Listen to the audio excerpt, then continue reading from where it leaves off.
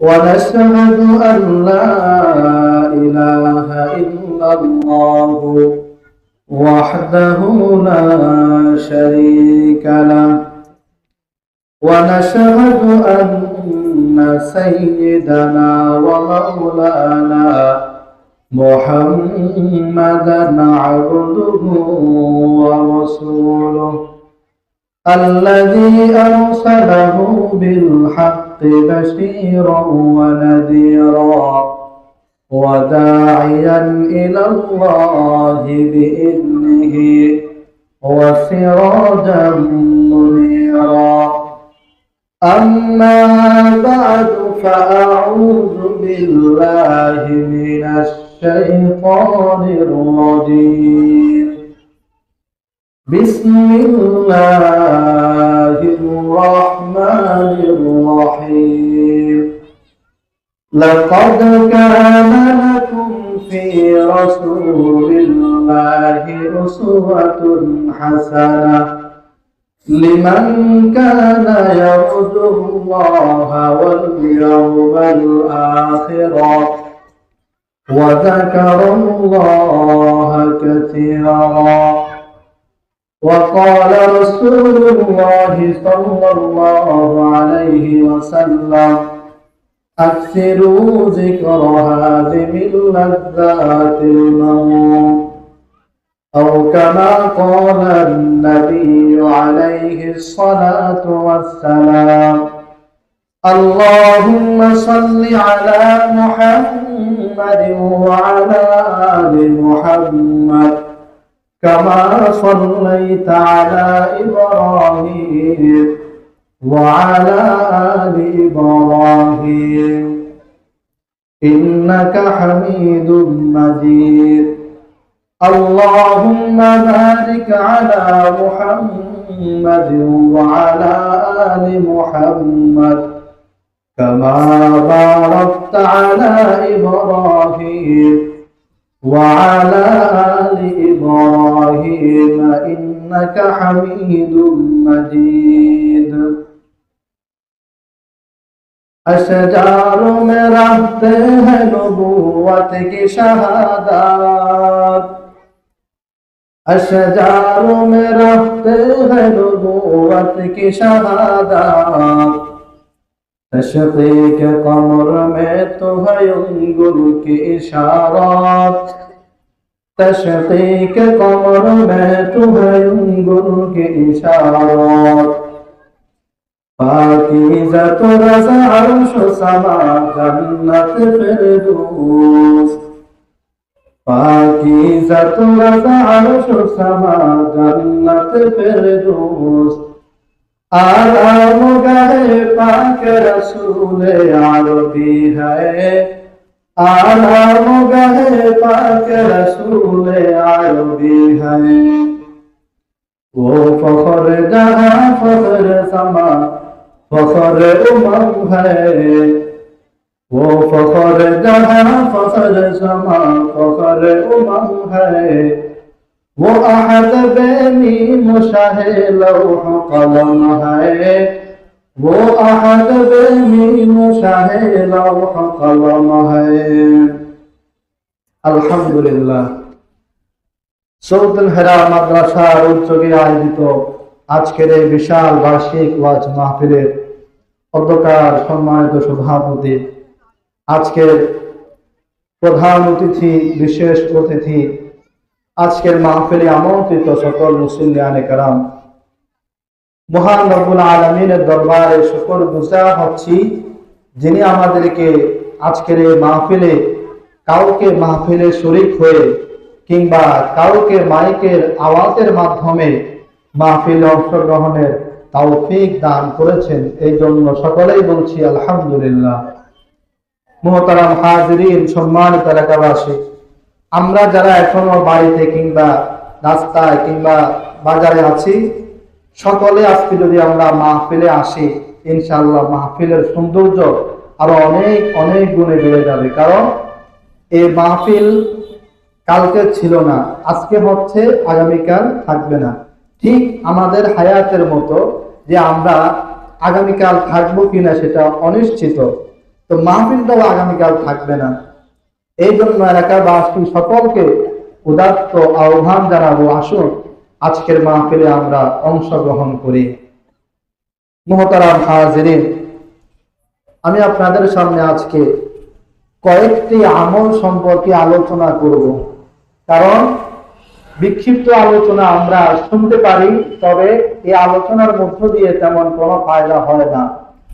কিন্তু যদি আমরা আমল কেন্দ্রিক যে একটি কথা শুনি, তাহলে অন্তত কমপক্ষে আমলটা আমাদের জানাশোনা থাকে।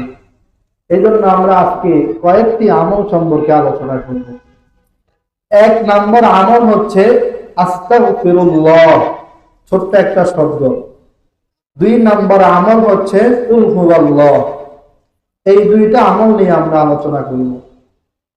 আস্তাগফিরুল্লাহ এটি এমন এক শব্দ, আল্লাহ পাকের যত তাসবিহ আছে সকল তাসবির মধ্যে এটি একটি ছোট তাসবিহ। আর কুল হুয়াল্লাহ এটি এমন এক সূরা, কোরআনে পাকের সকল সূরা সমূহের মধ্য হতে কুল হুয়াল্লাহ একটি ছোট্ট সূরা। এই 2 সূরার মধ্যে আস্তাগফিরুল্লাহ আর কুল হুয়াল্লাহ এইটার মধ্যে মিল হচ্ছে, আস্তাগফিরুল্লাহ এর মধ্যে আল্লাহ পাকের নাম আছে, কুল হুয়াল্লাহ এটার মধ্যেও আল্লাহ পাকের নাম আছে। তো আমরা প্রথমে আস্তাগফিরুল্লাহ সম্পর্কে কথা বলি। রাসূল করিম সাল্লাল্লাহু আলাইহি ওয়াসাল্লাম বলেন, যদি কোনো মুমিন, কোনো মুসলমান আস্তাগফিরুল্লাহ এই ছোট্ট আমলটি করতে থাকে, তাহলে আল্লাহ পাক রব্বুল আলামিন তার জীবনের সকল চিন্তা পেরেশানি, তার জীবনের সব গুনাহ আল্লাহ পাক মাফ করে দেবে। সুবহানাল্লাহ। আস্তাগফিরুল্লাহ, আস্তাগফিরুল্লাহ যে বান্দা করবে, আল্লাহ পাক সাথে সাথে তার জীবন থেকে সকল কবিরা এবং সগীরা সব গুনাহ মাফ করে দিবেন।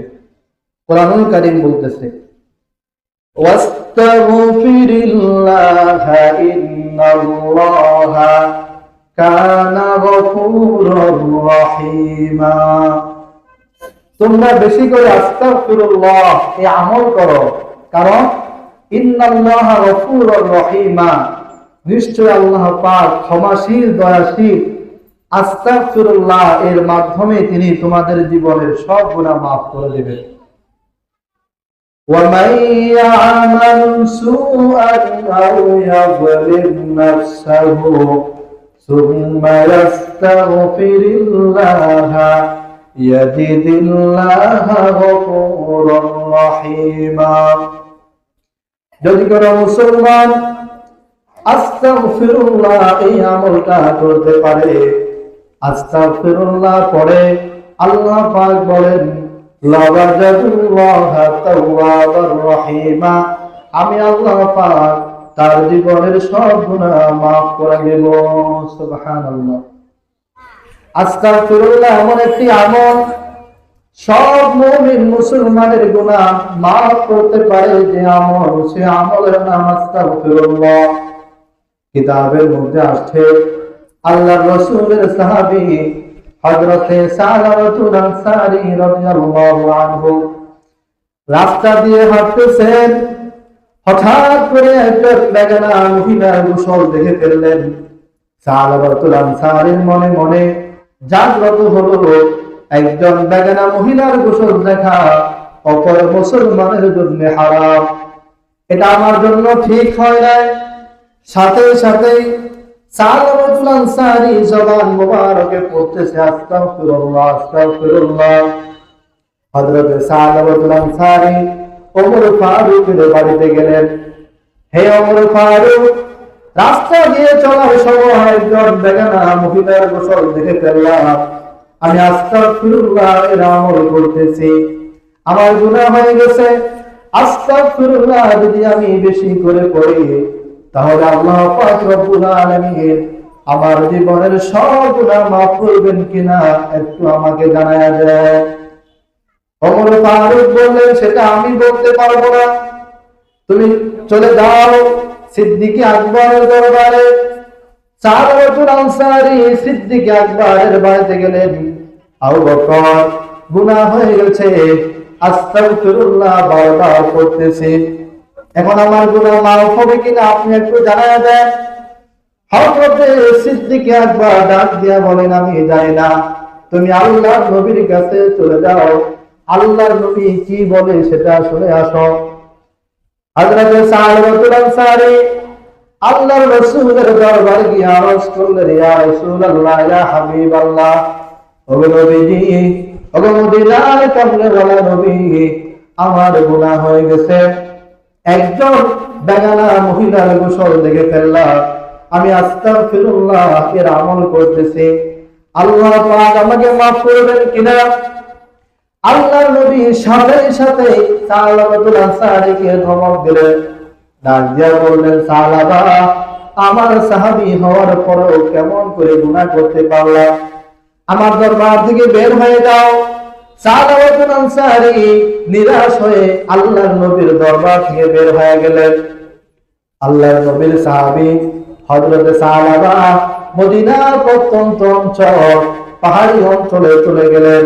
গভীর রজনীতে সালাবাতুল আনসারী আল্লাহর কাছে দুই হাত তুলে দোয়া করে, রব্বুল আলামিন, গুনাহ হয়ে গেছে, আস্তাগফিরুল্লাহ পড়তেছে। ওমর ফারুকের দরবারে গেলাম, তিনি বিদায় করে দিলেন। আবু বকরের দরবারে গেলাম, তিনিও বিদায় করে দিলেন। সর্বশেষ আপনার হাবিবের দরবারে গেলাম, তিনিও বিদায় করে দিলেন। সব বিদায় নিয়া এই গভীর পাহাড়ে আপনার কাছে মুনাজাত করতেছি, আয় আল্লাহ, আমার জীবনের যত গুনাহ আছে আস্তাগফিরুল্লাহ এর মাধ্যমে সব গুনাহগুলো মাফ করে দেন। সুবহানাল্লাহ।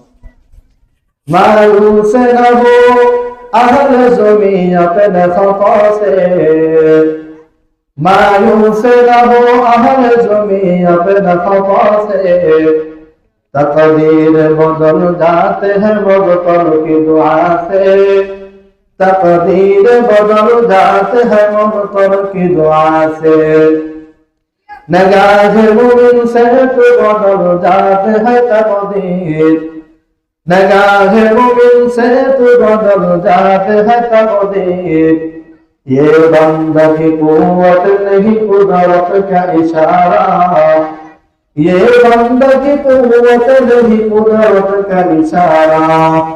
নবীর সাহাবী সালাবাতুল আনসারী আল্লাহর কাছে কান্নাকাটি করে আল্লাহ পাক রব্বুল আলামিন জিবরাইলকে হুকুম করলেন, জিবরাইল, আমার হাবিবের কাছে যাও, কোরআনে পাকের একখানা আয়াত আমার হাবিবের কাছে নিয়ে যাও, আমার হাবিবকে বলবা, আমার কোন বান্দা যদি গুনাহ করে ফেলে, এরপরে যদি আস্তাগফিরুল্লাহের আমল করে, আমি আল্লাহ তার জীবনের সব গুনাহগুলো মাফ করে দিই। ওয়াল্লাযীনা ইযা ফাআলু ফাহিশাতান আও যালামু আনফুসাহুম যাকারুল্লাহ ফাসতাগফিরু লিযুনুবিহিম। জিবরাইল আমিন এই আয়াত নিয়ে আল্লাহর রাসূলের কাছে আসলেন, ইয়া রাসূলুল্লাহ, ইয়া হাবিবাল্লাহ, আপনার সাহাবী সালাবাতুল আনসারী গুনাহ করে আপনার দরবারে আসছিলেন, আপনি বিদায় করে দিয়েছেন। পৃথিবীর সব মানুষ বিদায় করলেও আল্লাহ পাক রব্বুল আলামিন বিদায় করতে পারেন না। তাই আল্লাহ পাক কিয়ামত পর্যন্ত যত মানুষ আসবে সব মানুষের জন্য আয়াত নাযিল করেছেন, ওয়াল্লাযীনা ইযা ফাআলু ফাহিশাতান, যারা গুনাহ করে ফেলে, আও যালামু আনফুসাহুম যাকারুল্লাহ, গুনাহ করার পরে আল্লাহ পাককে স্মরণ করে, ফাস্তাগফিরু লিযুনুবিহিম, তাদের গুনাহের জন্য আস্তাগফিরুল্লাহ করে, এই আমল যারা করতে পারবে, জিবরাইল আমিন বলেন, ইয়া রাসূলুল্লাহ, ইয়া হাবিবাল্লাহ, আল্লাহ পাক ঘোষণা করেছে আস্তাগফিরুল্লাহ এই আমল যারা করতে পারবে, আল্লাহ পাক তাদের জীবনের সব গুনাহগুলো মাফ করে দিবেন। আল্লাহর হাবিব হযরত ওমর ফারুককে ডাক দিয়া বললেন, ওমর ফারুক, তাড়াতাড়ি যাও, পাহাড়ের পাদদেশে সালাবাতুল আনসারী আল্লাহর দরবারে কান্নাকাটি করে, সালাবাতুল আনসারীকে খবর জানায় দাও, আমার কাছে আসতে দেব। ওমর ফারুক গভীর রজনীতে মদিনার পাহাড়ের পাদদেশে রওনা করেছেন। তিনি তাকে দেখে অন্ধকারে কোনো মানুষ চেনা যায় না, কোনো মানুষ দেখা যায় না, কিন্তু কে যেন আল্লাহর দরবারে মুনাজাত করে। ওমর ফারুক ডাক দিলেন, হে সালামাতুল আনসারী, তুমি আর কান্না করতে হবে না, তোমার আস্তাগফিরুল্লাহ আল্লাহ পাক রব্বুল আলামিন এমন ভাবে কবুল করেছেন, তোমার জীবনের সব গুনাহ মাফ করে দিয়েছে বলে আল্লাহ পাক এই মুহূর্তে কোরআনের আয়াত নাযিল করেছে। সুবহানাল্লাহ। সালামাতুল আনসারী তিনি হযরত ওমর ফারুকের সাথে আল্লাহর হাবিবের দরবারে রওনা করলেন। তখন আল্লাহর হাবিব ফজরের নামাজের ইমামতি করতেছেন, নামাজ পড়াচ্ছিলেন। ফজরের নামাজে আল্লাহর হাবিব কেরাত করতেছিলেন, আলহাকুমুত তাকাসুর হাত্তা যুরতুমুল মাকাবির, আলহাকুমুত তাকাসুর হাত্তা যুরতুমুল মাকাবির। এই কেরাত যখন আল্লাহ রাসূল ফজরের নামাজে পড়ছিলেন, দেখে পিছনে কে যেন একটা বিকট আওয়াজ করলো। নবীজি নামাজ শেষ করলেন, সাহাবায়ে কেরাম নামাজ শেষ করে দেখে রাসূলের ওই সাহাবী সালামাতুল আনসারী বিকট আওয়াজ করে মসজিদের মধ্যে গড়াগড়ি করতেছে। নবীজি হযরত সালমান ফারসিকে বললেন, সালমান, দেখো তো সালামাতুল আনসারীর কি সমস্যা। সালমান ফারসি সালামাতুল আনসারীর পাস পরীক্ষা করে দেখে সালামাতুল আনসারী ইন্তেকাল করেছেন। তখন সালমান ফারসি বললেন, ইয়া রাসূলুল্লাহ, ইয়া হাবিবাল্লাহ, আপনার সাহাবী সালামাতুল আনসারী দুনিয়ার মধ্যে আর জীবিত না, সে তো মারা গেছে, ইন্তেকাল করেছে। নবীজি বললেন, তাহলে ঠিক আছে, সালামাতুল আনসারী জানাজার নামাজের ব্যবস্থা করো, দাফন কাফনের ব্যবস্থা করো। সাহাবায়ে কেরাম সালামাতুল আনসারীকে গোসল দিলেন, কাফন পরাইলেন, জানাজার নামাজ হবে। আল্লাহর নবী জানাজার নামাজের ইমামতি করবেন। সব সাহাবায়ে কেরাম উপস্থিত। নবীজি জানাজার নামাজ পড়াবেন, কিন্তু আল্লাহর নবী সোজা পায়ের উপর ভর দিয়ে হাঁটে না, নবীজি পায়ের আঙ্গুলের উপর ভর দিয়ে হাঁটে। সাহাবায়ে কেরাম আশ্চর্য হয়ে জিজ্ঞেস করলেন, ইয়া রাসূলুল্লাহ, ইয়া হাবিবাল্লাহ, আপনি পায়ের উপর ভর দিয়ে হাঁটেন না কেন? পায়ের আঙ্গুলের উপর ভর দিয়ে কেন হাঁটেন? নবীজি ডাক দিয়ে বললেন, হে সাহাবায়ে কেরাম, আমি যা জানি তোমরা যা তা জানো না, আমি যা দেখি তোমরা তা দেখো না। সালামাতুল আনসারী আস্তাগফিরুল্লাহ এই আমল বেশি বেশি করার কারণে তার তওবা আল্লাহ পাক এমন ভাবে কবুল করেছেন, তার জানাজায় আসমান থেকে এত হাজার লক্ষ কোটি ফেরেশতা নাযিল হয়েছে, আমি নবী কোথাও যে পা রাখবো এমন একটু জায়গা জমিনের মধ্যে খালি নাই। সুবহানাল্লাহ। আমল ছিল একটা, আস্তাগফিরুল্লাহ। তিনি বেশি বেশি আস্তাগফিরুল্লাহ করতেন। এই জন্যে আল্লাহ পাক তার জীবনের গুনাহ মাফ করে দিলেন, তার জানাজায় ফেরেশতা নাযিল করলেন। এমনকি কিয়ামত পর্যন্ত যত মানুষ আসবে সবার জন্য আল্লাহ পাক আয়াত নাযিল করলেন, যারা আস্তাগফিরুল্লাহ বেশি বেশি করবে তাদের গুনাহ মাফ হয়ে যাবে। সুবহানাল্লাহ। তাহলে এক নম্বরের আমল হচ্ছে আস্তাগফিরুল্লাহ। আমাদের দুই নম্বরের আমল হচ্ছে কুল হুয়াল্লাহ, সূরাতুল ইখলাস, কুল হুয়াল্লাহু আহাদ আল্লাহুস সামাদ। আল্লাহর রাসূল মক্কার সব কাফেরদেরকে দাওয়াত দিচ্ছিলেন এক আল্লাহর দাওয়াত। নবী যখন এক আল্লাহর দাওয়াত দিচ্ছিলেন, মক্কার কাফেররা আল্লাহর রাসূলকে বলল, ইয়া রাসূলুল্লাহ, আপনি একজন আল্লাহর দাওয়াত দিচ্ছেন, আমরা স্বয়ং মক্কা শরীফে 360টি খোদা রেখেছি, এরপরও আমাদের হয় না। আমরা আমাদের বাড়িতেও মূর্তি রাখি, এরপরও হয় না। আমরা যেখানে চাকরি করি ওইখানেও রাখি মূর্তি, এরপরও আমাদের হয় না। আমরা আমাদের পকেটে নিয়ে হাঁটি, এত হাজার হাজার মূর্তির পূজা করি, তাতেও আমাদের হয় না, আরো বানানো ফিকিরে আছি আমরা।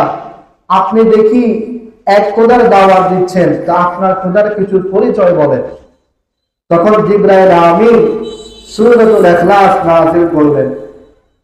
قل هو الله أحد الله الصمد لم يلد ولم يولد ولم يكن له كفوا أحد। মক্কার মানুষরা বলতেছে, এত হাজার হাজার মূর্তি বানাইলাম, আমাদের হয় না, মূর্তিকে আমরা খাবার দাবার দিই, আমাদের মূর্তি খায় না, ঠিক কমপক্ষে খাবার সামনে রাখে। এখন আপনি যে এক খোদার দাওয়াত দিচ্ছেন, আপনার খোদা কয়জন? আপনার খোদা খায়নি, আপনার খোদা কি করে আমাদেরকে বলুন। আল্লাহ পাক সূরাতুল ইখলাস নাযিল করলেন। তিনি বললেন, কুল হুয়াল্লাহু আহাদ, আল্লাহ পাক একাধিক নয়, একজন। কয়জন? একজন। অতএব তোমাদের যে হাজার হাজার মূর্তি, আল্লাহ পাক হাজার হাজার নয়, তিনি একজন, একক। তোমরা জিজ্ঞেস করেছিলে তিনি খায় কিনা, ঘুমায় কিনা, তা আল্লাহ পাক বলেন আল্লাহুস সামাদ, আল্লাহ পাক এই ধরনের কাজ থেকে অমুখাপেক্ষী, তিনি খান না, ঘুমানো না। লাম ইয়ালিদ ওয়া লাম ইউলাদ, তিনি কাউকে জন্ম দেননি, কারো থেকে জন্ম গ্রহণ করেননি। ওয়া লাম ইয়াকুল লাহু কুফুয়ান আহাদ, আর তার সমতুল্য সমকক্ষ পৃথিবীতে কেউ নাই। আল্লাহ পাক কয়জন? আল্লাহ পাক একজন। এই সূরার ফজিলত কি? এই সূরা যারা বেশি বেশি পড়বে, আল্লাহ পাক তাদের জীবন পরিবর্তন করে দেন। আল্লাহ রাসূলের একজন সাহাবী হযরতে মুআবিয়া ইন্তেকাল করেছেন। তিনি মদিনা থেকে 60 মাইল দূরে মুআবিয়ার বাড়ি। কত মাইল? 60 মাইল। মুআবিয়া যখন ইন্তেকাল করেছেন, জিবরাইল আমিন আল্লাহ রাসূলকে বলতেছেন, ইয়া রাসূলুল্লাহ, ইয়া হাবিবাল্লাহ, আপনার সাহাবী মুআবিয়া ইন্তেকাল করেছে।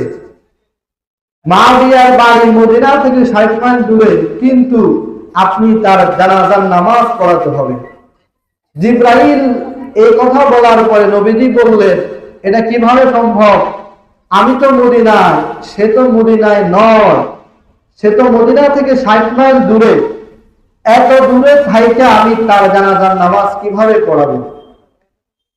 তখন জিবরাইল আমিন বললেন, এই দায়িত্ব আমার। জিবরাইল আমিন সাথে সাথে মদিনা থেকে 60 মাইল দূরে অবস্থিত মুআবিয়ার লাশ এইভাবে তুলে ধরেছেন, আর আল্লাহ রাসূল দেখে দেখে নামাজ পড়াইলেন। এটা আমাদের কিভাবে বিশ্বাস হবে? বর্তমান জামানায় আমরা এই মুহূর্তে হোয়াটসঅ্যাপে কথা বলি, ভিডিও কলে, অডিও কলে। যার সাথে কথা বলি তিনি ইউরোপে, আমরা বাংলাদেশে, ঠিক না? কিন্তু আমরা তাকে দেখি, দেখি কিনা? আমরা তাকে দেখি, দেখে দেখে কথা বলি। ঠিক এইভাবে জিবরাইল মুআবিয়ার লাশ তুলে ধরেছে। আল্লাহ রাসূল জিবরাইলকে বললেন, জিবরাইল, মুআবিয়া মারা গেল, মদিনা থেকে এত দূরে তার বাড়ি, তো মুআবিয়ার জানাজার নামাজের গুরুত্ব এত বেশি কেন? আমি নবী কেন এত দূরে হওয়া সত্ত্বেও মুআবিয়ার জানাজার নামাজ পড়াইতে হলো? তখন জিবরাইল আমিন বললেন, ওয়া ইনদাহু মাফাতিহুল গায়বি লা ইয়ালামুহা ইল্লাহু ওয়া ইয়ালামু মা ফিল বাররি ওয়াল বাহরি ওয়া মা তাসকুতু মিন ওয়ারাকাতিন ইল্লা ইয়ালামুহা। জিবরাইল আমিন বললেন, ইয়া রাসূলুল্লাহ, ইয়া হাবিবাল্লাহ, আপনার সাহাবী মুআবিয়ার জানাজার নামাজের এত গুরুত্ব হওয়ার কারণ, হযরতে মুআবিয়া প্রতিদিন কুল হুয়াল্লাহ এই সূরা এত বেশি তেলাওয়াত করে, মুআবিয়ার আমলনামায় এত বেশি কোরআন তেলাওয়াতের সওয়াব যা অন্য কোনো উম্মতের আমলনামার মধ্যে নাই। সুবহানাল্লাহ। তিনি বেশি বেশি কুল হুয়াল্লাহ পড়তেন। একদিন জিবরাইল আমিন আল্লাহ রাসূলের সামনে বসা, নবীর সাহাবী হযরতে আবু যর গিফারী সামনে দিয়ে হাঁটা যায়। জিবরাইল আমিন বলে, ইয়া রাসূলুল্লাহ, ইয়া হাবিবাল্লাহ, ওই যে আপনার সাহাবী আবু যর গিফারী হাঁটা যায়। আল্লাহর নবী বললেন, জিবরাইল, তুমি জিবরাইল আসমানের মাখলুক, আবু যর গিফারী জমিনের মাখলুক। হে জিবরাইল, আসমানের মাখলুক হইয়া জমিনের মাখলুক আবু যর গিফারীকে কেমন করে চেনো?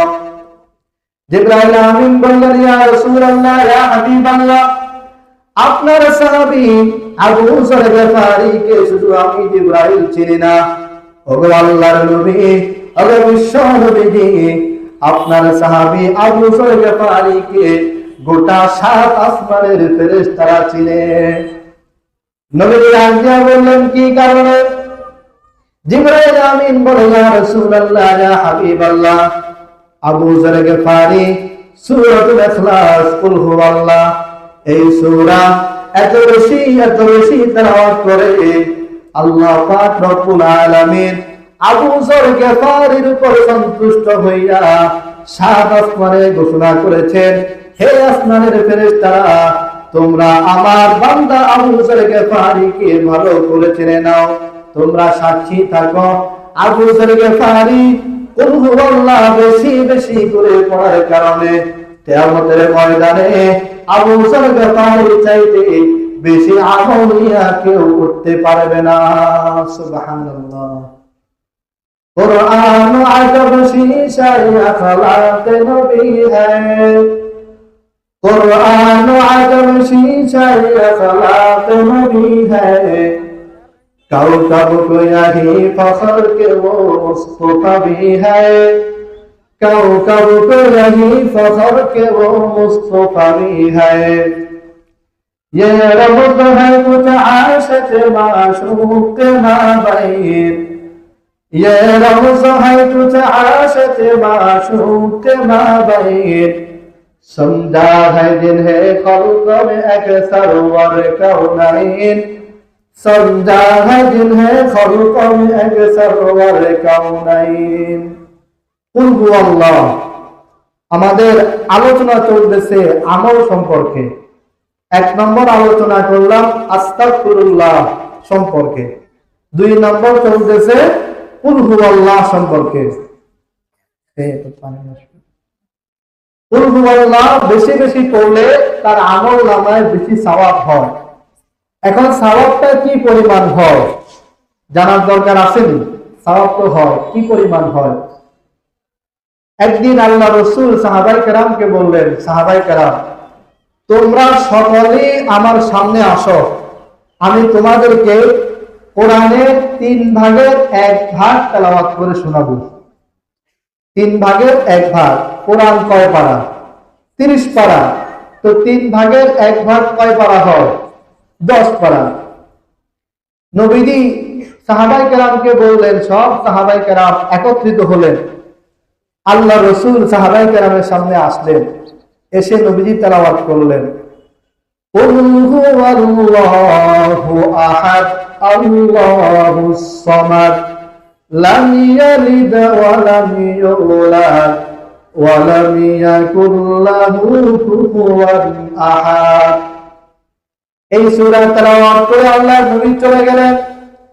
সাহাবায়ে কেরাম একে অপরের সাথে কানাঘুষা করতেছেন। নবীজি বলেছেন কোরআনের 3 ভাগের 1 ভাগ তেলাওয়াত করবে। তিনি 10 পারা তেলাওয়াত করার কথা, কিন্তু আল্লাহর নবী 10 পারা তেলাওয়াত না করে শুধুমাত্র কুল হুয়াল্লাহ তেলাওয়াত করে চলে গেলেন। কিছুই বুঝলাম না। আল্লাহর নবী আবার আসলেন। সাহাবায়ে কেরাম বললেন, ইয়া রাসূলুল্লাহ, ইয়া হাবিবাল্লাহ, আপনি বলেছেন কোরআনের 3 ভাগের 1 ভাগ তেলাওয়াত করবেন, কিন্তু আল্লাহর নবী, ওগো বিশ্ব নবীজি, আপনি কোরআনের 3 ভাগের 1 ভাগ তেলাওয়াত না করে মাত্র কুল হুয়াল্লাহ তেলাওয়াত করে চলে গেলেন। কিছুই বুঝলাম না। নবীজি সাহাবায়ে কেরামকে বললেন, সাহাবায়ে কেরাম, আলা ইন্নাহা তা'দুলু সুলুসুল কুরআন, হে সাহাবায়ে কেরাম, তোমরা জেনে রাখো কিয়ামত পর্যন্ত আমার যত উম্মত আসবে সব উম্মতকে জানায়া দিবে কুল হুয়াল্লাহ। এই সূরা কোরআনের 3 ভাগের 1 ভাগ যদি কোন মুমিন মুসলমান কুল হুয়াল্লাহ 3 বার তেলাওয়াত করে, যদি একবার তেলাওয়াত করে, আল্লাহ পাক রব্বুল আলামিন তার আমলনামায় 10 পারা কোরআন তেলাওয়াতের সওয়াব দান করবেন। হে সাহাবায়ে কেরাম, আমার কোন উম্মত যদি কুল হুয়াল্লাহ 20 বার 2 বার তেলাওয়াত করে, আল্লাহ পাক তার আমলনামায় 20 পারা কোরআন তেলাওয়াতের সওয়াব দান করবেন। আর যদি কোন উম্মত কুল হুয়াল্লাহ এই সূরা 3 বার তেলাওয়াত করে, হে সাহাবায়ে কেরাম, আমার উম্মতকে জানায়া দিবে, আমার কোন উম্মত যদি কুল হুয়াল্লাহ 3 বার তেলাওয়াত করে, আল্লাহ পাক রব্বুল আলামিন তার আমলনামায় 1 খতম কোরআন তেলাওয়াতের সওয়াব দান করবেন। সুবহানাল্লাহ।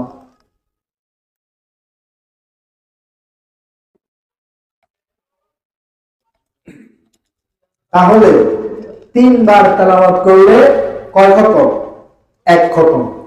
এখন যদি আপনি বলেন না আমি 3 বার নয় 10 বার তেলাওয়াত করব, কয়বার? 10 বার।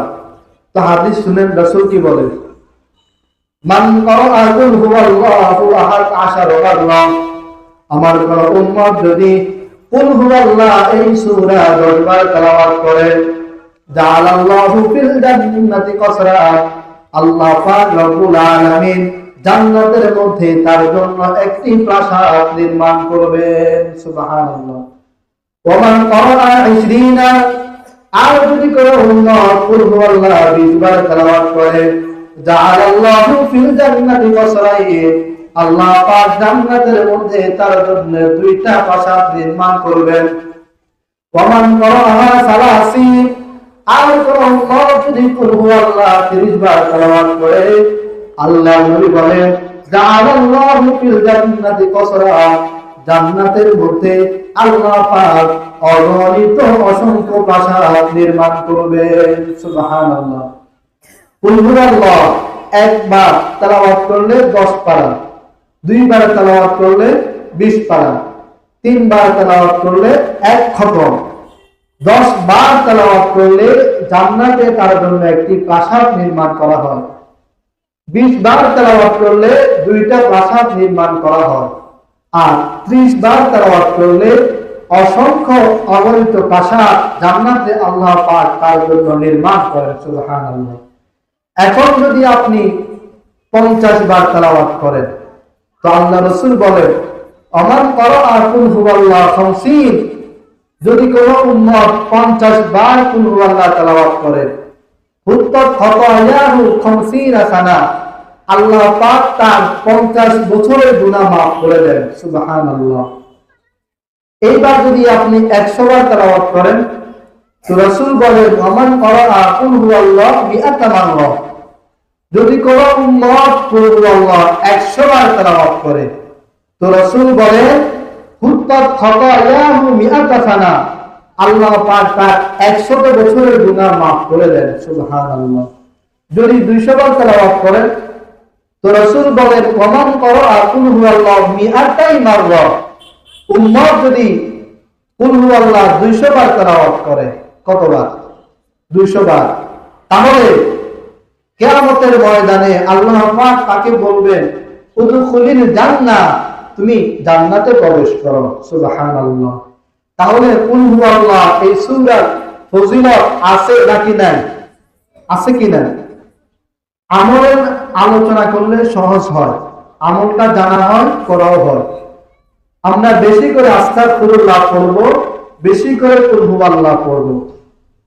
3 নাম্বার, আমাদের 3 নম্বর আমল হচ্ছে আমরা কখনোই মানুষের সাথে মানুষের উপর জুলুম করব না। সব সময় মানুষকে মাফ করে দেওয়া এটি একটি আমল। মানুষকে মাফ করে দেওয়া এটি একটি আমল। আল্লাহ রাসূল জীবনে কখনো কোনো মানুষের উপর জুলুম করেন নাই। তাকে যারা কষ্ট দিয়েছে তিনি তাদেরকে মাফ করে দিয়েছেন। আম্মা জান আয়েশা বলেন নবীজি তার গোটা জীবনে কখনো কাউকে গালি দেন নাই, কারো গায়ে আঘাত করেন নাই। যারা তাকে গালি দিয়েছে, আঘাত করেছে, নবীজি তাদেরকে মাফ করে দিয়েছেন। সুবহানাল্লাহ। কোরআন থেকে শুনি, লাকাদ কানা লাকুম ফি রাসূলিল্লাহি উসওয়াতুন হাসানাহ লিমান কানা ইয়ারজুল্লাহা ওয়াল ইয়াওমাল আখির ওয়া যাকারাল্লাহা কাসীরা। আল্লাহ পাক বলেন, লাকাদ কানা লাকুম ফি রাসূলিল্লাহ, রাসূলের মধ্যে তোমাদের জন্য রেখেছি আমি উসওয়াতুন হাসানা, উত্তম আদর্শ। কি আদর্শ? অসংখ্য অগণিত আদর্শ। রাসূলের এক নম্বরের আদর্শ, তিনি কখনোই মানুষের উপর জুলুম করেননি, বরং যারা তার উপর জুলুম করেছে তিনি তাদেরকে মাফ করে দিয়েছেন। এটি ছিল রাসূলের আদর্শ। فمن عفا وأصلح فأجره على الله إنه لا يحب الظالمين। রাসূলের একজন সাহাবী ছিল, নাম হলো ওয়াহশী। কি নাম? ওয়াহশী। এই ওয়াহশী ইসলাম গ্রহণের আগে তিনি কাফের ছিলেন। স্বাভাবিক কাফের ছিলেন না, খুবই মারাত্মক কাফের ছিলেন ওয়াহশী। ওয়াহশী ইসলাম গ্রহণের আগে উহুদের যুদ্ধে রাসূলের চাচা হযরতে হামজা রাদিয়াল্লাহু আনহুকে হত্যা করেছে, শহীদ করেছে ওয়াহশী। তাহলে ওয়াহশী কি ছোটখাটো কাফের না? মারাত্মক পর্যায়ের কাফের ছিল, খুবই মারাত্মক পর্যায়ের কাফের। এই ওয়াহশী আল্লাহ রাসূলের চাচা হামজাকে কিভাবে শহীদ করলেন? হযরতে হামজা উহুদের ময়দানে যুদ্ধ করতে করতে সামনে যাচ্ছে। ওয়াহশী হযরতে হামজাকে টার্গেট করেছে পিছন দিক থেকে, কিন্তু হামজা বুঝতে পারেন নাই। রাসূলের চাচা হযরতে আমির হামজা যখন সামনে যাচ্ছে যুদ্ধ করতে করতে, ওয়াহশী পিছন দিক থেকে বর্ষা নিক্ষেপ করলেন। সাথে সাথে হযরতে হামজা জমিনের মধ্যে লুটে পড়ে শাহাদাত বরণ করে। আল্লাহ রাসূল যখন ৮ম হিজরিতে মদিনায় আসলেন, মক্কায় আসলেন, মক্কায় এসে আল্লাহ রাসূল মক্কার সব কাফেরদেরকে সাধারণ ক্ষমা ঘোষণা করলেন। নবীজি বললেন, আজ থেকে মক্কার সমস্ত কাফের যারা আমাকে কষ্ট দিয়েছে, সাহাবায়ে কেরামকে কষ্ট দিয়েছে, আমি তাদের সবাইকে মাফ করে দিলাম।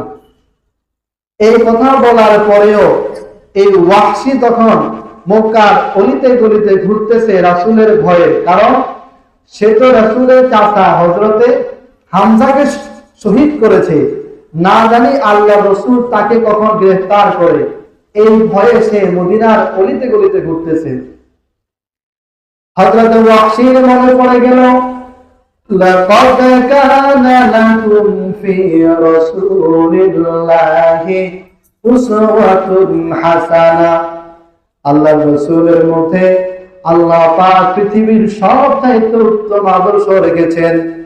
আল্লাহ নবীর আদর্শ হচ্ছে তিনি মানুষকে মাফ করে দেন, তিনি মানুষের উপর জুলুম করেন না। ওয়াহশীর যখন এই আয়াত মনে পড়ে গেল, হযরত ওয়াহশী আল্লাহর নবীর কাছে চিঠি লিখলেন, ইয়া রাসূলুল্লাহ, ইয়া হাবিবাল্লাহ, আমি কালেমা পড়ে মুসলমান হতে চাই, যদি আপনি অনুমতি দেন তাহলে আমি কালেমা পড়ে মুসলমান হয়ে যাব। হযরত ওয়াহশী আল্লাহর নবীর কাছে চিঠি নিয়ে আসলেন, সাথে সাথে জিবরাইল আমিন আয়াত নাযিল করলেন, ওয়াল্লাযীনা লা ইয়াদউনা মা'আল্লাহি ইলাহান আখার ওয়া লা ইয়াকতুলুনা আন-নাফসাল্লাতী হারামাল্লাহু ইল্লা বিল হক। আয়াতের অর্থ হচ্ছে, আল্লাহ ছাড়া যারা ভিন্ন খোদার ইবাদত করে আর যারা অন্যায়ভাবে মানুষকে হত্যা করে তাদের ঠিকানা হবে জাহান্নাম। ওয়াহশীর মনে পড়ে গেল, আমি তো এত বছর পর্যন্ত এক আল্লাহ মানি নাই, ৩৬০ খোদার ইবাদত করলাম, রাসূলের চাচা হামজাকে শহীদ করলাম, আমি তো এই আয়াতের মধ্যে পড়ে গেলাম, আমি তো আল্লাহ পাককে মানি নাই, মানুষ হত্যা করলাম। তাহলে বোঝা গেল পৃথিবীর সব মানুষ মাপ পেলেও আমি ওয়াহশীর মাপ পাবো না। আবার ওয়াহশী মক্কার অলিতে গলিতে ঘুরে সাহাবায়ে কেরাম বলে, হে ওয়াহশী, আল্লাহর নবীর কাছে চিঠি পাঠিয়েছেন মুসলমান হবেন, কিন্তু আপনি মুসলমান না হয়ে মক্কার অলিতে গলিতে কেন ঘুরেন? ওয়াহশী জবাব দেয়, হে সাহাবায়ে কেরাম, তোমরা তো জানো না আমি কেমন অপরাধ করেছি, কেমন গুনাহ করেছি। জীবনের 50-60 বছর পর্যন্ত এক আল্লাহর ইবাদত করে নাই, রাসূলের চাচা হামজাকে শহীদ করলাম। অতএব আয়াত নাযিল হয়েছে, এই দুই কাজ যারা করবে তাদের ঠিকানা জাহান্নাম। আমি ওয়াহশী যেহেতু এই দুই কাজ করেছি, আমার ঠিকানা জান্নাত হবে না, আমার ঠিকানা হয়ে যাবে জাহান্নাম। জিবরাইল আমিন সাথে সাথে আবার আয়াত নাযিল করলেন, ইল্লা মান তাবা ওয়া আমানা ওয়া আমিলা আমালান সালিহা। আয়াতের অর্থ হলো যারা ঈমান আনবে, তাওবা করবে, আল্লাহ পাক রব্বুল আলামিন তাদের জীবনের সব গুনাহ মাফ করে দিবেন। এই আয়াত যখন নাযিল হইল, ওয়াহশী মনে মনে ভাবতেছে জীবনের 50-60 বছর পার হয়ে গেল, জানি না আর কত বছর পারবো, আর কত বছর বাঁচবো, বাকি জিন্দেগি আল্লাহর ইবাদত করে কাটাইতে পারি কিনা সন্দেহজনক। আমি যদি ঈমান গ্রহণ করি, আমার ঈমান আল্লাহ পাক কবুল করেন কিনা সন্দেহজনক। তাহলে ঈমান গ্রহণ করা হবে না, নেক আমল করাও হবে না, আর যেহেতু ঈমান আনা হবে না, আমার ঠিকানা জাহান্নাম। ওয়াহশী কালেমা পড়ে না, ওয়াহশী মক্কার অলিতে গলিতে ঘুরে।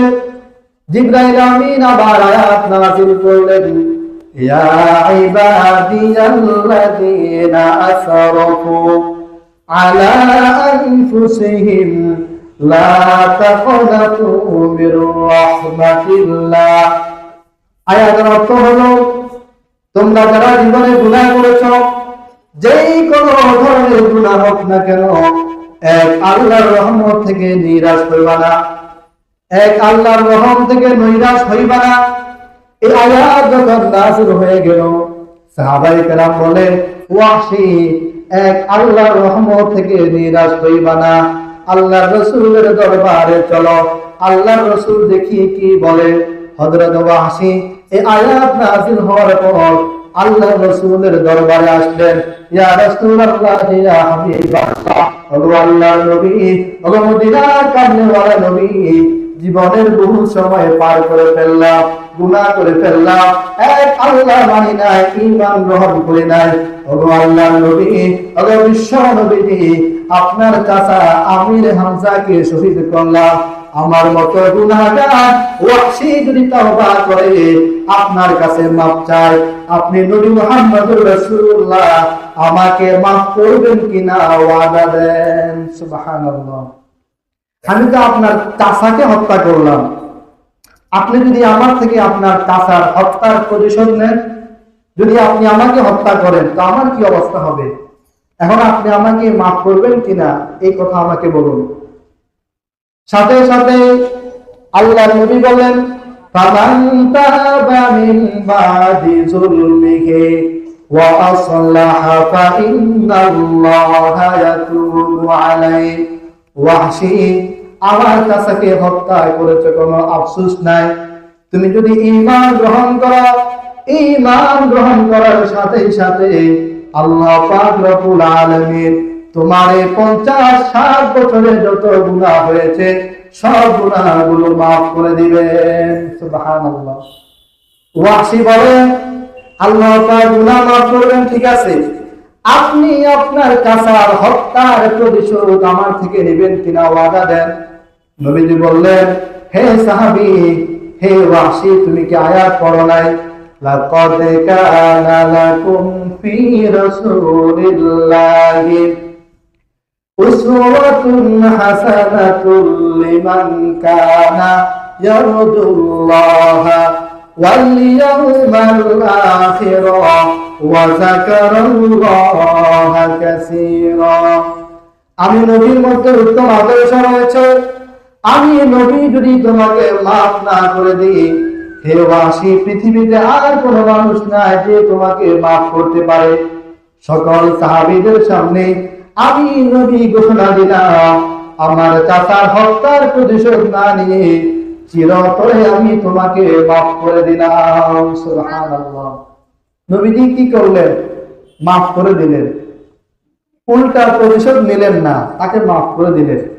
এই মাফ করে দেওয়া রাসূলের আদর্শ, তিনি মাফ করে দেন।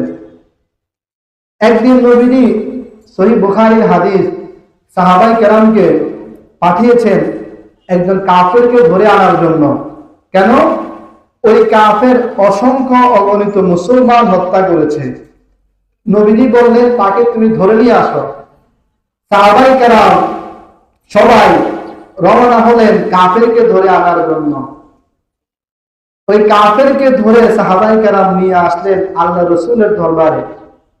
মসজিদে নববীতে কাফেরকে সাহাবায়ে কেরাম পিলারের সঙ্গে এভাবে বেঁধে রাখলেন। এটা হাদিস, বেঁধে রাখলেন। নবীজি সকালবেলা ফজরের সময় তাকে ডাক দিয়া বললেন, ওই কাফের নাম ছিল সুমামা। কি নাম? সুমামা। তাকে ডাক দিয়া বললেন, কি অবস্থা, কেমন আছো? সে তো বাধা, সে কোনো জবাব দিল না। নবীজি চলে গেলেন। পরদিন ফজরের নামাজের সময় আল্লাহ রাসূল তাকে আবার বললেন, সুমামা কেমন আছো? সুমামা কোনো জবাব দিলেন না। এরপর দিন আল্লাহ রাসূল আবার বললেন, সুমামা কেমন আছো? সুমামা আল্লাহ রাসূলকে কোনো জবাব দিলেন না। নবীজি সাহাবায়ে কেরামকে বললেন, সাহাবায়ে কেরাম, সুমামাকে তোমরা তো পিলারের সঙ্গে বেঁধে রাখলা, তার বাঁধন খুলে দাও, তাকে মুক্ত করে দাও। সাহাবায়ে কেরাম বললেন, ইয়া রাসূলুল্লাহ, কেমন কথা? তাকে খুলবো কেন? নবীজি বললেন, তোমরা তাকে খুলে দাও, তার বাঁধন খুলে দাও। সাহাবায়ে কেরাম তার বাঁধন খুলে দিলেন। খুলে দেওয়ার পর সুমামা একটা দৌড় মারলেন পুকুরের দিকে। পুকুরে গিয়া সুমামা গোসল করলেন, ভালো করে গোসল করলেন। গোসল করে আল্লাহ রাসূলের দরবারে আসতেন, ইয়া রাসূলুল্লাহ, ইয়া হাবিবাল্লাহ, আমি কিন্তু তাওরাত কিতাবের আলেম, আমি অনেক কিছুই জানি। আপনি আমাকে 3 দিন জিজ্ঞেস করেছেন কি অবস্থা, আমি কোনো জবাব দিই নাই, কারণ আমি চেয়েছিলাম আপনার রিয়াকশনটা কেমন হয়। জবাব না দিলে আপনি আমাকে কি বলেন, আপনার কথা আর তাওরাত আমি মিলাইতেছি। দ্বিতীয় দিন আপনি বলেছেন, দ্বিতীয় দিনও আমি তাওরাতের সাথে আপনাকে আমি হিসাব মিলাচ্ছিলাম। তৃতীয় দিনও আপনি বলেছেন, আমি তাওরাতের সাথে হিসাব মিলাই না। ইয়া রাসূলুল্লাহ, ইয়া হাবিবাল্লাহ, খোদার কসম, আজকের এই দিনের আগে আপনাকে আমার খুবই খারাপ মনে হতো, আপনাকে আমি পছন্দ করতাম না। কিন্তু যখন আমি দেখলাম 3 দিন আমি আপনাকে জবাব না দেওয়ার পরেও, এত সাহাবী হত্যা করার পরেও আপনি আমাকে খুলে দিলেন, আমার উপর জুলুম করলেন না, মাফ করে দিলেন, তো আপনার এই কাজ তাওরাতের সাথে মিলে গেল। তাওরাতে এসেছে শেষ জামানার নবী সবাইকে মাফ করে দিবেন। যেহেতু মিলে গেল, আমি আর দেরি করতে চাই না, এখনই কালিমা পড়ায় দেন, লা ইলাহা ইল্লাল্লাহ মুহাম্মাদুর রাসূলুল্লাহ। নবীজি মাফ করে দিলেন। মুহতারাম হাজিরিন, তাহলে 3 নম্বর আমল কি? মানুষকে মাফ করে দেওয়া। 4 নম্বর আমল যতটুকু বলা যায়, 4 নম্বর আমল হচ্ছে মানুষের প্রতি জুলুম না করে ইনসাফ করা। মানুষের প্রতি জুলুম না করে ইনসাফ করা, কখনো কোনো মানুষের প্রতি জুলুম না করা, এটি মুসলমানদের জন্য একটি গুরুত্বপূর্ণ আমল। আলোচনা আমি গুছিয়ে রাখি, যদি শেষ করতে না পারি। আমাদের আলোচনা 1 নম্বর আমল কি? বেশি বেশি আস্তাগফিরুল্লাহ পড়া। 2 নম্বরের আমল হচ্ছে কুল হুয়াল্লাহু আহাদ, এই সূরা বেশি বেশি পড়া। 3 নম্বরের আমল হচ্ছে মানুষকে মাফ করে দেওয়া, মানুষের উপর জুলুম না করা। 4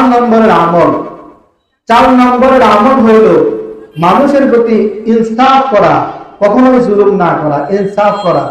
ইনসাফ কি জিনিস এটা এখন আমাদের দেশে সমাজে নাই, খুঁজে পাওয়া যায় না। আল্লাহ রাসূল একদিন যুদ্ধের ময়দানে লাঠি দিয়ে এভাবে ডাক দিচ্ছেন, সাহাবায়ে কেরামকে এভাবে লাঠি দিয়ে বললেন, তোমরা দাগ বরাবর দাঁড়াবে, দাগের আগে কেউই তোমরা যাবে না। সাহাবায়ে কেরাম দাগ বরাবর দাঁড়াইলেন। একজন সাহাবী একটু পর পরেই দাগের সামনে চলে যায়। নবীজি তাকে নিষেধ করলেন, এই দাগের ভিতরে ঢুকো। সাহাবী আবার দাগের সামনে চলে যায়। নবীজি আবার নিষেধ করলেন, সাহাবী আবার চলে যায়। এইভাবে বারবার হওয়ার পরে নবীজি তাকে ধমক দিয়া নবীর হাতে থাকা লাঠি দিয়ে একটা গুঁতা দিলেন। কি দিলেন? একটা গুঁতা দিয়ে বললেন, এই সাহাবী, দাগ দিলাম, তুমি দাগের সামনে কেন আসো? দাগ বরাবর দাঁড়াও। তখন সাহাবী সাথে সাথে কান্না শুরু করছেন। মায়ুন সে না হো আহল জমি আপনা খতা সে, मायूं से न हो अहल ज़मी अपना खता से, तकदीर बदल जाते हैं मुज़्तर की दुआ से, तकदीर बदल जाते हैं मुज़्तर की दुआ से। আল্লাহর নবীর সাহাবী সাথে সাথে কান্না শুরু করে দিলেন। নবীজি ডাক দিয়া বললেন, সাহাবী কান্না করো কেন? সাহাবী ডাক দিয়া বললেন, ইয়া রাসূলুল্লাহ, ইয়া হাবিবাল্লাহ, আপনাকে আল্লাহ পাক এই পৃথিবীর জমিনে ইনসাফ প্রতিষ্ঠার জন্য পাঠিয়েছেন। আপনি আজকে ইনসাফ না করে আমার প্রতি জুলুম করলেন, লাঠি দিয়া গুঁতা দিলেন। ওগো আল্লাহর নবী, ওগো মদিনার কামলিওয়ালা নবী, আপনার থেকে কখনো এমনটা আশা করি নাই। আপনি কিভাবে পারলেন আমাকে লাঠি দিয়া গুঁতা দিতে? তখন আল্লাহর নবী দাঁড়ায় গেলেন। নবীকে ডাক দিয়ে বললেন, হে সাহাবী, আমি নবী যদি ইনসাফ না করি তাহলে পৃথিবীতে আর কেউ ইনসাফ করবে না। আমি কিভাবে জুলুম করলাম? সাহাবী ডাক দিয়ে বললেন, ইয়া রাসূলুল্লাহ, ইয়া হাবিবাল্লাহ, আপনি আমাকে লাঠি দিয়ে আঘাত করেছেন, এটা জুলুম হয়ে গেল। নবী বললেন, এখন আমি কি করতে পারি? সাহাবী বলেন, ইয়া রাসূলুল্লাহ, ইয়া হাবিবাল্লাহ, আপনি আপনার গায়ের জামা খুলে ফেলুন। নবীজির গায়ের জামা খুলে ফেললেন। সাহাবী আল্লাহর নবীকে এইভাবে জড়ায়া ধরলেন, ডাক দিয়া বললেন, ইয়া রাসূলুল্লাহ, ইয়া হাবিবাল্লাহ, আপনি আমার প্রতি জুলুম করেন নাই। আমি বাহানা তালাশ করতেছিলাম কিভাবে আপনার শরীরের সাথে একটু মুআনাকা করা যাবে, কিভাবে আপনার শরীরকে একটু স্পর্শ করতে পারবো। কারণ আল্লাহর নবী, আপনার শরীর মুবারকের সাথে যে ব্যক্তির শরীর থাকবে, জাহান্নামের আগুন তার শরীর স্পর্শ করতে পারবে না। সুবহানাল্লাহ। ওগো আল্লাহর নবী, আপনি জুলুম করেন নাই। আমি এই কথা বলে আপনার সাথে মুআনাকা করার জন্য ওসিলা তালাশ করলাম। আপনি তো জুলুম করেন না, কিন্তু এই কথা না বললে তো আমি আপনার সাথে কোলাকুলি করতে পারতাম না। এই জন্য একটা বাহানা তালাশ করে আমি আপনার সাথে কোলাকুলি করলাম। নবীজি বললেন, হে সাহাবী, এটা তো তুমি বললেও পারতে, তুমি আমার প্রতি জুলুম এই কথা কিভাবে বললে? আমি নবী তো মানুষের প্রতি ইনসাফ করি। একদিন আল্লাহর নবী মসজিদের মধ্যে বসা আছেন, হঠাৎ করে একজন মহিলা আসলেন। নবীজি সাথে সাথে তার চাদর মোবারক খুলে ফেললেন। আল্লাহর নবী চাদর মোবারক বিছিয়ে দিলেন। মহিলাকে বললেন, আপনি এখানে বসুন। সাহাবায়ে কেরাম আশ্চর্য হয়ে নবীজির এই দৃশ্য দেখতেছে। সাহাবায়ে কেরাম বলে, ইয়া রাসূলুল্লাহ, ইয়া হাবিবাল্লাহ, ওগো আল্লাহর নবী, ওগো মদিনার কামলিওয়ালা নবী, এই কোন মহিলা যে মহিলার জন্য দো জাহানের নবী নবী মুহাম্মদুর রাসূলুল্লাহ তার চাদর মোবারক খুলে জমিনের মধ্যে বিছিয়ে দেন। নবীজি বললেন, তোমরা কি চিনতে পারো না? সাহাবায়ে কেরাম বললেন, ইয়া রাসূলুল্লাহ, আমরা চিনতে পারি না। আল্লাহর নবী ডাক দিয়া বললেন, হে সাহাবায়ে কেরাম, এই মহিলা পৃথিবীর কোন সাধারণ মহিলা নয়। ইনি তো সেই মহিলা যিনি আমার দুধ মা হযরতে হালিমাতুস সাদিয়া। সাহাবায়ে কেরাম বললেন, আপনি চাদর বিছাইলেন কেন? নবী ডাক দিয়া বললেন, একজন মা এই পৃথিবীর মধ্যে সন্তানের উপর সবচাইতে প্রভাব রাখে। একজন সন্তান তার গায়ের চামড়া দিয়ে যদি মায়ের জুতা বানিয়ে দেয়, তবে কখনো মায়ের ঋণ পরিশোধ হয় না, মার কোনো তুলনা হয় না। وَقَضَى رَبُّكَ أَلَّا تَعْبُدُوا إِلَّا إِيَّاهُ وَبِالْوَالِدَيْنِ إِحْسَانًا। মায়ের কোনো তুলনা হয় না, মায়ের আনুগত্য করতে হয়। নবীজি হযরত হালিমা সাদিয়াকে ডাক দিয়া বললেন, আম্মা জান, আপনি এই বিছানার মধ্যে বসে পড়ুন। হালিমা সাদিয়া আল্লাহর নবীকে ডাক দিয়া বললেন, ইয়া রাসূলুল্লাহ, ইয়া হাবিবাল্লাহ, আপনার সাথে আমার কথা আছে। আপনি 2 বছর পর্যন্ত আমার দুধ পান করেছেন। ওগো আল্লাহর নবী, ওগো বিশ্ব নবী, আপনি সব সময় আমার ডান স্তনের দুধ পান করেছেন, কখনো বাম স্তনের দুধ পান করেন নাই। কেন গো নবী, কেন গো আল্লাহর হাবিব, একটু আমাকে জানায়া দেন। আল্লাহর নবী ডাক দিয়া বললেন, আম্মা জান, আপনি কি জানেন না আমি এই পৃথিবীর নবী? শুধু নবী নয়, সব নবীদের নবী। আমাকে আল্লাহ পাক পৃথিবীর জমিনে ইনসাফ কায়েম করার জন্য পাঠিয়েছেন। আমি যদি ইনসাফ কায়েম না করি, হে মা, পৃথিবীর জমিনে আর কেউ ইনসাফ করবে না। হালিমা সাদিয়া বলেন, আপনি আমাকে আগে জবাব দেন, সব সময় আপনি ডান স্তনের দুধ পান করেছেন, কখনো বাম স্তনের দুধ পান করেন নাই। নবীজি চোখের পানি ছেড়ে কান্না শুরু করলেন, মা, আপনি জানেন না, আমি জানতাম আমার একজন দুধ ভাই আছে, নাম তার আব্দুল্লাহ। আমার দুধ ভাই আপনার দুধ পান করে, আমি আপনার ডান স্তনের দুধ পান করি। এখন যদি আমি ডান স্তনের দুধ পান করার পরে বাম স্তনের দুধ খেয়ে ফেলি, তাহলে আমার ছোট ভাই আব্দুল্লাহ কি খাবে? আমি ইনসাফ করি। মুহতারাম হাজিরিন, আযান দিয়ে দিয়েছে। তাহলে আমরা আলোচনা আগে গুছিয়ে রাখলাম। 4টা বিষয় কথা বললাম। 1 নম্বর হচ্ছে আস্তাগফিরুল্লাহ, 2 নম্বর হচ্ছে কুল হুয়াল্লাহ, 3 নম্বর হচ্ছে মানুষকে মাফ করে দেওয়া, আর 4 নম্বর হচ্ছে মানুষের প্রতি ইনসাফ করা। এই 4টা আমল আল্লাহ পাক আমাদেরকে করার তৌফিক দান করুন।